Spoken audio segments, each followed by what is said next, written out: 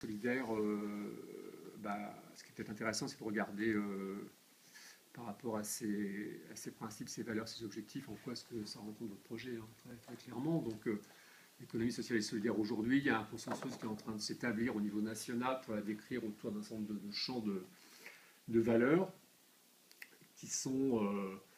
C'est une économie d'origine d'initiative citoyenne et territorialisée. Hein, on regarde, on fait une grille d'analyse pour regarder si les projets marchent ou pas, l'économie sociale et solidaire, on regarde si ces projets ils sont inscrits dans leur territoire, c'est-à-dire s'ils répondent à des besoins tout bêtement, hein, des habitants, des voisinages, des élus locaux, des besoins exprimés d'une manière ou d'une autre par la population. Hein. Et en général, ce sont des projets donc privés d'initiatives citoyennes.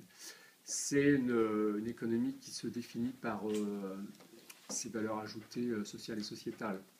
Social, c'est la solidarité, la redistribution, des écarts de salaire réduits. Il y a une discussion un peu de théoriciens pour savoir si c'est non lucratif ou à lucrativité limitée. Enfin, vous voyez ce que je veux dire. Le moteur de cet entrepreneuriat-là n'est pas la maximisation du profit, très clairement. Hein. C'est de l'économie, c'est une économie qui vise la rentabilité, qui cherche la rentabilité, mais ce n'est pas une économie dont l'objet fondamental est de redistribuer de la rente, que ce soit à ses propriétaires ou à des investisseurs qui en seraient indirectement les propriétaires.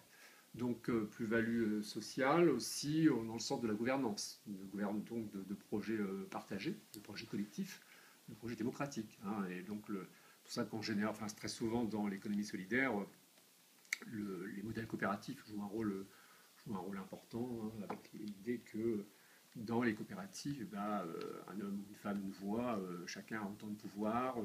Le directeur ou le PDG est désigné par les sociétaires, enfin les associés, les salariés associés. Voilà, des valeurs qui sont quand même assez importantes. Donc, ancrage territorial, gouvernance, valeur ajoutée, j'ai dit sociétale aussi. Sociétale au sens, je crée une entreprise, je crée une activité, mais je ne me contrefiche pas de ses impacts. Hein. Bon, ces impacts sur l'emploi local, j'en ai un peu parlé. Ces impacts aussi sur l'environnement, hein, c'est une question tout à fait essentielle.